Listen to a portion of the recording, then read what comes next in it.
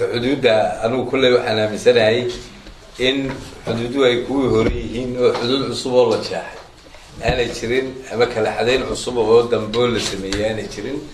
تجمعي كعصبنا يكون هوريين مشان تودي كيلومتر سيد السلام وكله مامل كدار السلام والرسول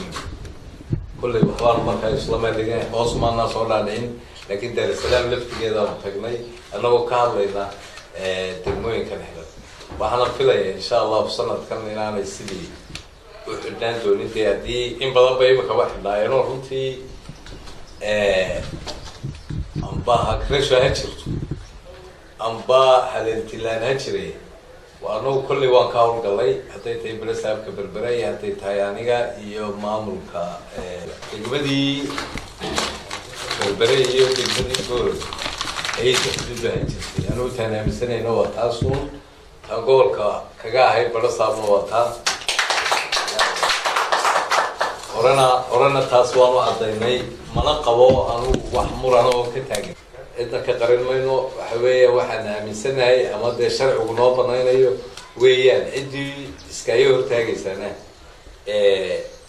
haday xukuumadda sare la gasho iskaga hortaagto dawladda la soo doonto oraba way u dhacday runtii oraba way u dhacday oo waxyaabaha ilaa halkaa soo gaarsiiyey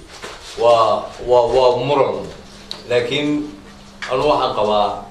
inay danta tuulooyinkaasi ay tahay inay ahaadaan luqaya